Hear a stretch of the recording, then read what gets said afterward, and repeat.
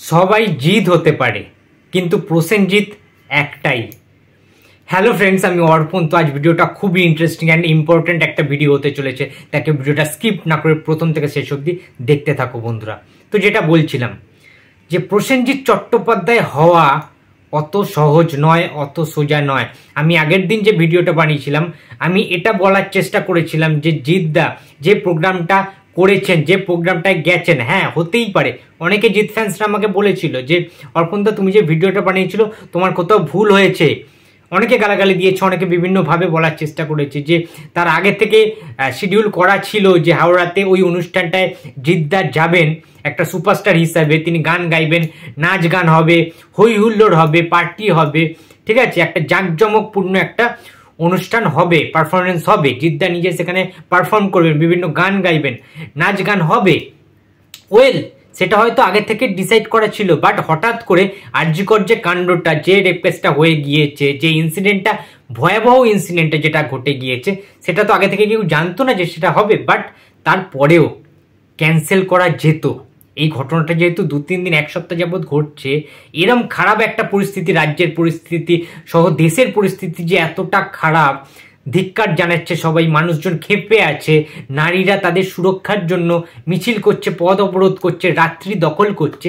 এমত অবস্থায় কিভাবে সুপারস্টার জিতদা সেই প্রোগ্রামটা করতে গেল বা করলো?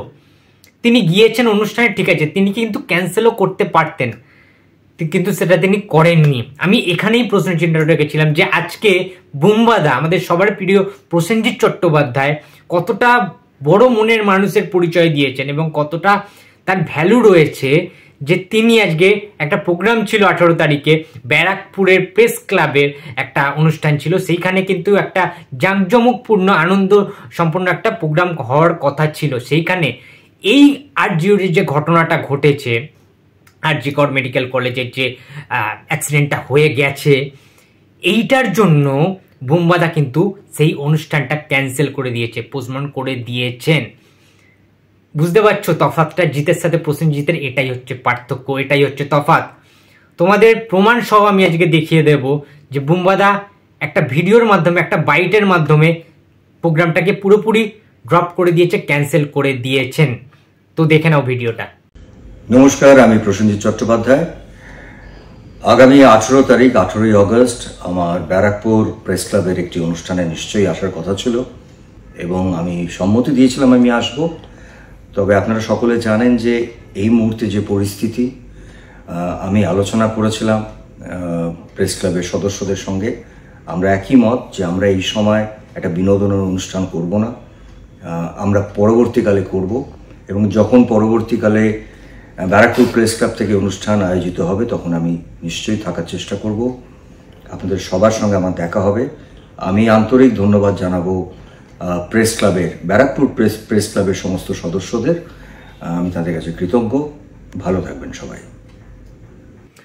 তো বন্ধুরা, তোমরা সবাই দেখলে যে প্রসেনজিৎ চট্টোপাধ্যায়, আমাদের সবার প্রিয় বুম্বাদা, একটা বড় মনের মানুষ যে তিনি, তার প্রমাণ দিয়ে দিলেন।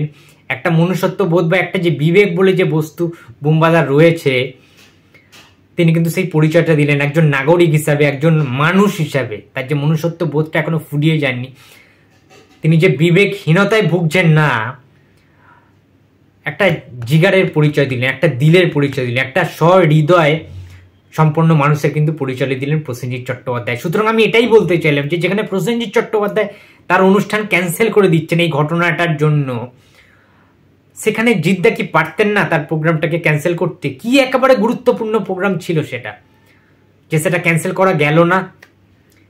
ক্যান্সেল করা যেত, আমি এটাই বোঝাতে চাইছি। হয়তো তিনি নীরবতা পালন করেছেন জিতদা স্টেজে গিয়ে, ঠিক আছে সেটা, বাট তারপরেও তো তিনি অনুষ্ঠান করেছেন। আমার এখানেই প্রশ্ন যে বুম্বাদা তো প্রোগ্রামটাইতেই গেল না, ক্যান্সেল করে দিল, যে প্রোগ্রামটা পরেও করা যাবে, পরে তিনি অবশ্যই উপস্থিত হবেন এই ঝামেলাটা মিটে গেলে, জাস্টিস পাওয়ার পরে। বাট এত তাড়াতাড়ি ডেট দেয়া আছে বলেই যে আমায় যেতে হবে, এটার কোনো মানে নেই। কোনো ঘটনা আকস্মিক ঘটে যায় তখনই কিন্তু ডিসিশনগুলো চেঞ্জ হতেই পারে, শিডিউল চেঞ্জ হতেই পারে। মানসিকতার পরিবর্তন হওয়াটা খুব জরুরি এবং আমার মনে হয় জিতদার ওই একটাই পয়েন্ট, যেটা প্রোগ্রাম ক্যান্সেল করা যেত, কেন করেননি আমি জানি না, বাট একজন শিল্পী, একজন আর্টিস্টদের সবার আগে কিন্তু মানুষ, তারা হচ্ছে দেশের নাগরিক, তারা একটা মানুষ, তারপরে তারা অভিনেতা, আর্টিস্ট, সুপারস্টার এটসেট্রা। বাট এখানেই আমি যেটা বোঝাতে চাইলাম যে প্রসেনজিৎ চট্টোপাধ্যায়ের জন্য আরও একবার গর্ব অনুভব হচ্ছে।